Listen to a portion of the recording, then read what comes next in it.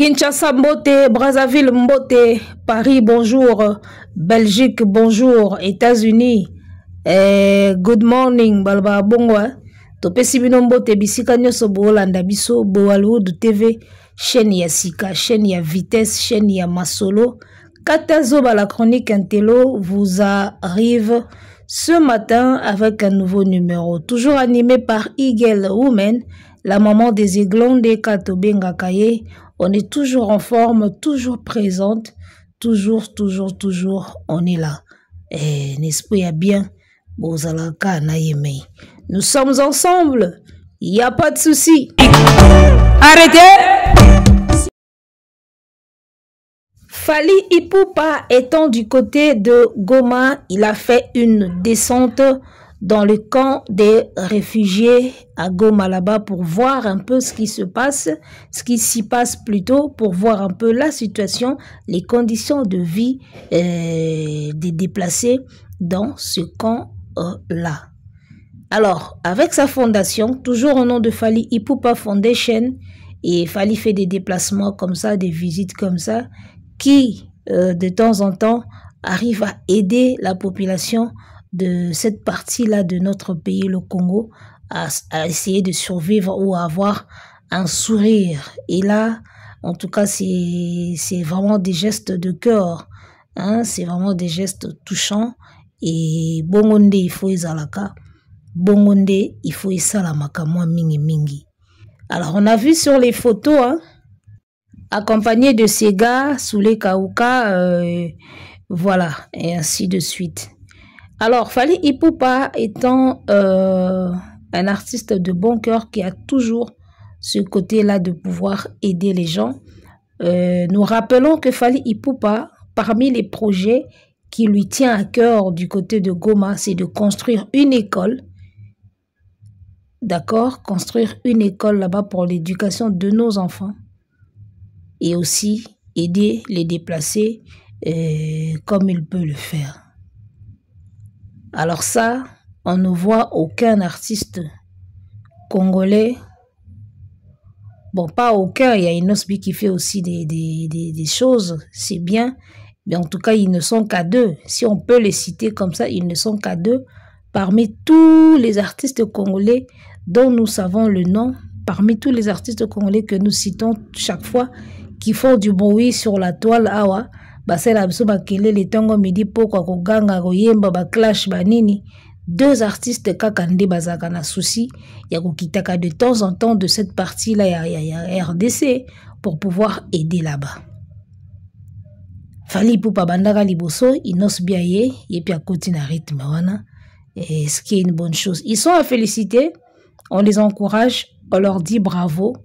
Et voilà, même si ce n'est vraiment pas à eux de aider, mais quand il s'agit de aider, vous savez bien que Kosunga, ezalaka kambute que l'État kakande sala to ye kande sala.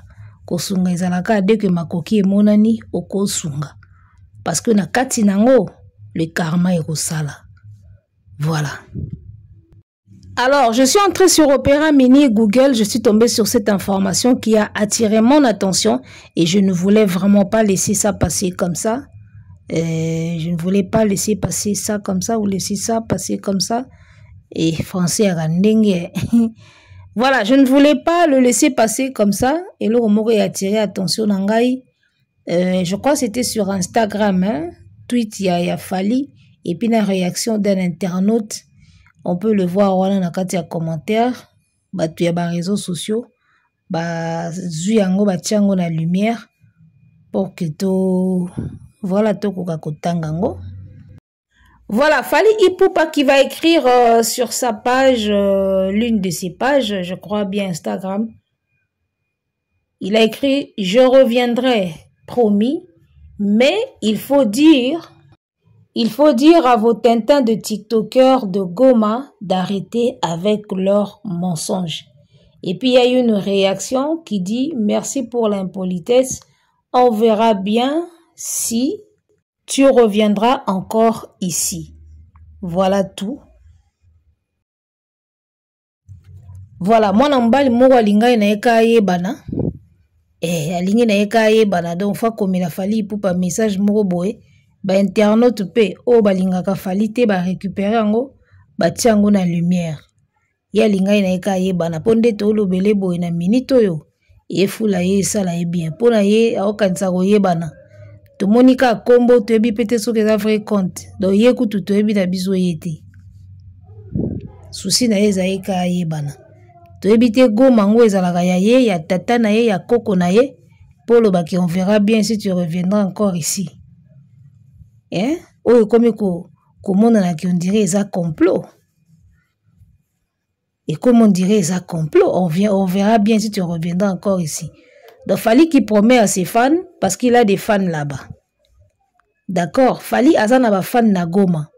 Malgré ce qu'il y a eu wana, azana ba fanatique na ye na Goma ka wana, ou ba lela e ba lingai ba go bomanzoto pour na concert. Comprendre? Donc Fally qui promet à ses fans qu'il va revenir à Goma. Yo la muki na oka boye bani na ote, oza na o inconnu mutu te, oze loko te. Oyeka okoma na commentaire, on verra bien si tu reviendras encore ici. Yo producteur te, yo tourneur te, obetisaka bato te. Ok, lobaki on verra bien si tu reviendras encore ici. Donc yo za parmi bato yo, koko wana, songe ambeli azotinda po ke bo blokaka magamba Fally to ndenge nini. Parce que ce qui s'est passé là, il y a un incident. Alors, incident, ce qui est salami, c'est tout à fait normal que artiste, na équipe na ye, baluka comment qu'on répare ango. Alors, si l'artiste vous promet qu'il va réparer, parce qu'en promettant de revenir, c'est qu'il va réparer ce qui s'est passé. En promettant de revenir, c'est qu'il veut réparer des agréments au Salamaki. Il a l'intention de réparer. Et le au Salamaki. Ce que on verra bien. Si tu vas revenir, et comme nini. De bolinga kitaya kuna beta kuna. Alors moi, ce que j'ai remarqué, c'est que depuis un certain temps, Batagoma balati moi rage moko boy envers les musiciens congolais. On dirait Batagoma bakomi na moi kanda moko boy contre musique, balati moi rage moko boy. Parce que rappelez-vous qu'ils ont fait ça avec Inosbi, et moi na mabeli na bango. Mutoto a Goma pena ya tongo mwana bireri. Vous comprenez? Ils ont fait ça avec Inosbi. Ils ont boycotté le concert d'Inosbi. Inosbi a kenda robeta kuna. Ba boycotta Inosbi. Pourquoi? Parce que Inosbi a lobaki que y a un musicien. Même si Rwanda, il foutie po ki ne robeta na Rwanda. So ba foutie ki beta na Rwanda au Kebeta. Langage wana énerva ba gomatracien. Ils ont boycotté l'événement d'Inosbi où ils ont prévu à Beta Kuna. Batika qui est à Beta. Ils sont revenus encore avec Fally Ipupa. Lelo bazongeli lisusu Fally Ipupa. Donc, ce qui est triste, c'est quoi? C'est que vous êtes en train d'emprunter le même chemin que les combattants à Europe. Basali Lutuana pendant 10 ans, Bango Moko va trouver qui est memeli Bango et l'autre. Lutuana ya côté les mena musiciens ko boycotter ba concert, ko boya ba concert et bêta. D'accord, ba combattants ya diaspora. Ba congolais ya diaspora, ba combattants, ba sali yango pendant 10 ans les gars. 1, 2, 3, 4, 5, 10 ans et coquille. Bah, qu'on se rende compte que et sali ata changement mon côté na mboka. Nandenge musique et kozonga. Alors vous les gars de Goma qui rentrent dans le même jeu que les combattants ya Europe, bino ba o bokoti sikoyo na même combat na bango na ebité hein. Ce qui y a bino et quoi aboutir na quelque chose. En tout cas, on l'espère bien. Parce que 10 ans, ba combattant ba kange musique na poto échanger mboka en rien. Les gars, en rien na rien. Talaka ane ba kata ba concert na ane concert ezongi. Banda ko évaluer train de vie ya ba congolais. Banda ko évaluer social ya ba congolais. Banda ko évaluer politique na biso. Banda ba kanga concert na ndenge ezongi. Na 10 ans wana. Ni n'échanger politiquement, socialement. nini échangé côté technologie évolution côté emploi toyekoli nini to produire nini est-ce que toyekoli ko transformer ba matière première na biso na 10 ans wana non na ndenge musique ezongi ekuti biso ka place tozalaki na arrêt. Alors awa bino batagoma bobandi même combat que les combattants ya Europe. En tout cas, on espère bien que bino bo apporter changement hein, parce que tout le monde yango dans 10 ans et puis si nada zéro résultat. Bobandi boycott lelo. En tout cas, pour vous, on espère bien que bino bo trouver les biso solution wana. On espère vraiment parce que on va coquer en côté dans 10 ans. Tu habiter bino et na habiter hein? En tout cas na habiter. Donc bino moko mutu bokoyeba elo nini bolingi ne elo ni bosala. Soki ezaka jalousie ya ba artiste ya na ona tina te parce que Fally a beaucoup de dates en Europe. Fally akoya obeta na Goma te et kitsa poche na été. Et kitsa compte bancaire na été. Na habiter combien ba pesa ke na Goma mais musicien oya beta ka lokwa Fally na Congo awazati. Donc Fally peut se passer de Goma, peut se passer de cette partie-là de la RDC. Qui n'a obeta nanga kunati. Fally ozaka na mbongo. Kin a obeta baba okende. France a obeta, Belgique a obeta, Londres Fally a obeta. Année prochaine Stade de France. Voyez un peu. Donc Fally abeta na Goma beta te et kolongola Fally même pas un quart ya carrière nae. Et kolongola Fally et l'autre côté. Fally peut bien se passer la partie wana ya RDC. Et olongole l'autre côté. Fally aussi kobeta na mariage à mwana milliardaire na Pointe-Noire.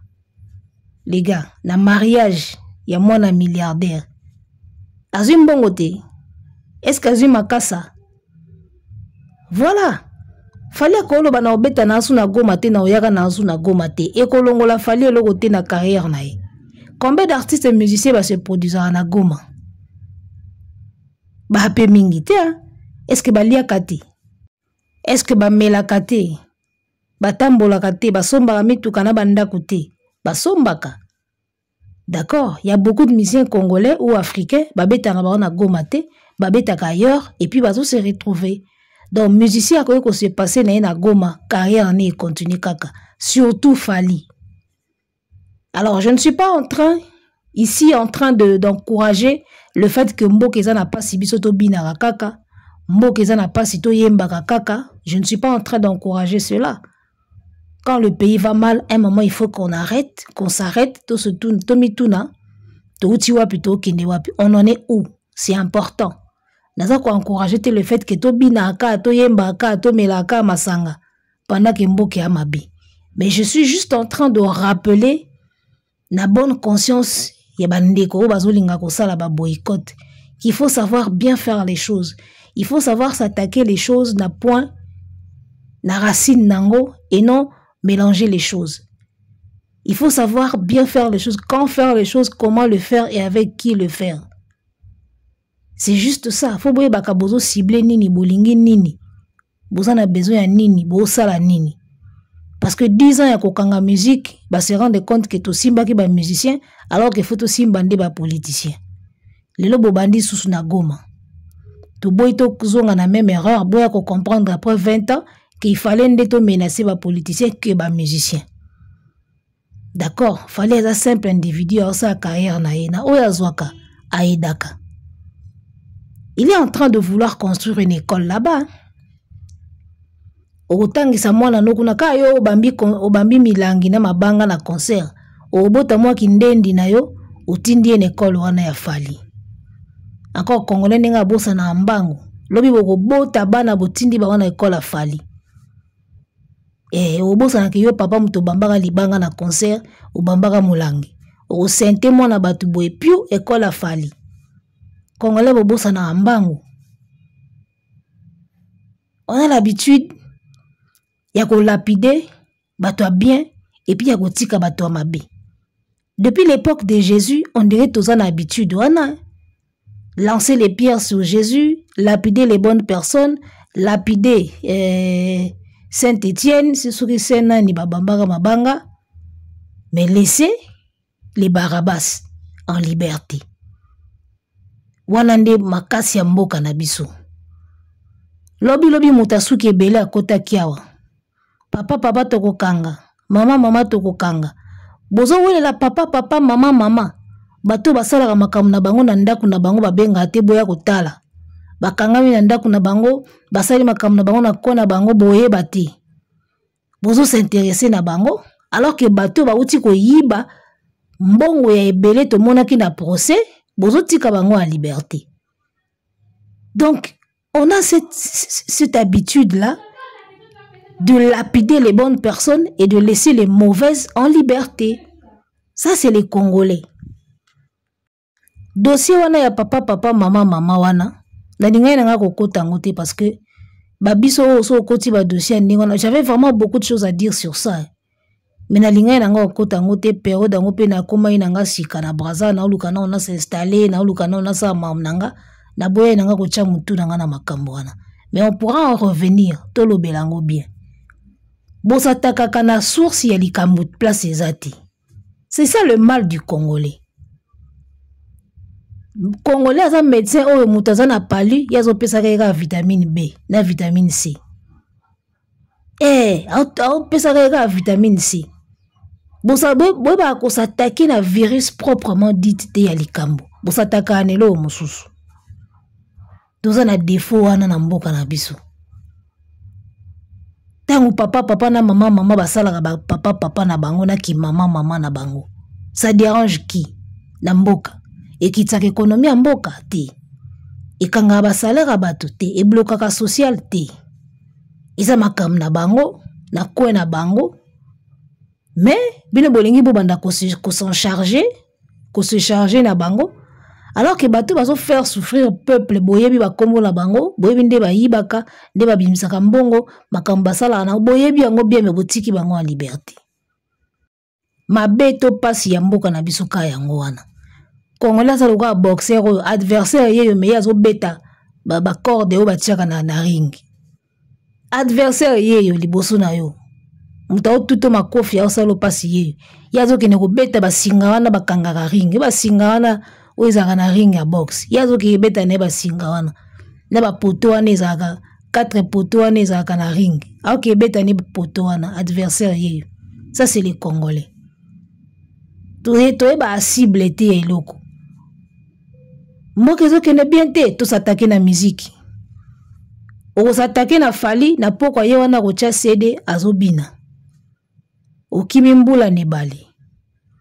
O boy côté concert a Fali ye wana poko o kota boîte o tia musique ozo melo ozobina. O sali nini? O sali eloko. Donc voilà, alors moi j'ai compris que cela n'a pas découragé l'artiste Fali Ipupa parce qu'il y a un grand esprit, il faut le reconnaître. Fali est un artiste moko un grand esprit. Fali a son école à Kitina quand il y a des réfugiés à sali visite. Et puis école wana nebi ki kotongama. Ata ba boykoté école wana etongama. Et Fali a muta tembeti. Bo boykoté bo sali bo bolingi te me bo kota na école nanga. Bo mona na don de Fali Ipupa. Mwana notre pazo ki na kati na saki ni na mukongo akota tangi pe asisi abimi. Ça c'est Fali. Il faut na Congo tous à na artiste mité maboy. Et pour batu lokola ba songa mbeli. Vena biso songa mbeli so akeka place moko bo amboye. Ndenga okanga bisaka. Awa benga kabi ne ekolo wana bolongola baboy ki botonga ngo sute. Taba rancunier baza. La musique congolaise, ba rancunier baza. Bosali eka ndenge bosali Fali na Goma wana. École mbamo esili. Oh, école esili ko. Ba jara ba vesonga mbeli ba jaro ba botola batu biloko so boswani. So boza bien ça va. So bo beba nika o pesa pe polo nanga. Pesa pe chemise nanga na piaki yo. Bango ba bongo. Donc yeso bosali bongo na Goma, projet école ekufi. Donc voilà, Fali pour passer un artiste à féliciter malgré azo continuer quand on a un projet naï. Alors, on va finir avec cette sagesse là. Je musu papa sango sala émission na eka na bosolo na ewana. Alors ba mutu alingi yote ato pesi mbongo. aolingo kate muto azala mutema mabe alingi yo te ata opesi esaki ya mbongo opesi ye babien aotikala kaka kolingo te eloko tomona na Fally Ipupa tout ce que Fally fait la population wana congolais soka lingi na ye yo te ata moni pena yo tongi pena place moko boye banda kozwa mbongo ya ofele donc distributeur automatique moko boye anonyme oyeka okoti carte bimisi mbongo oyo okoti carte bimisi mbongo ata Fally asaleli bango loka bongo na Goma o balinga kete wana ba olinge kate omoni ki muté mabe ndenge eza mutu soka zo yina yo abandoluka ba raison alatisa ko yina na ye raison alors que ko yina mutu so tali pena bien mingi raison nango ezalaka o to pesaka te raison ezalaka mususu raison ezalaka jalousie pourquoi il a réussi pourquoi seulement lui pourquoi kaye raison ezalaka yango wana siko soki mutu ayebisi yo ke ba raison eza yango wana obenge mbala mo jaloux yango moni baluka elo mo balatisango oh non nous on est en guerre lui vient faire les concerts ici balatisi yango soka bon tout ça les concerts te to pesa kasi ba aide ba oluka so elo mususu oh non aider c'est bien donner les dons c'est bien mais ba oluka ka elo moko boy tu vois donc mutu soki alingi yo te quoi que tu fasses a olingo kate lelo bapesi raison ya mboka eza na guerre azoya kobeta pona nini lobi pe guerre ekosila baoluka raison mosusu donc parfois toyedaka bato oyo balingi yo te mais ozosala kaka et puis malgré pe ozosala baotikala kaka kochanger ya vie te pourquoi parce que ayina na eka nde yo eloko tomona pa Fally yango wana c'est tout simplement ça tosuki apona lelo tokutana mbala sima pona numéro mosusu piolo pio pio arrêtez.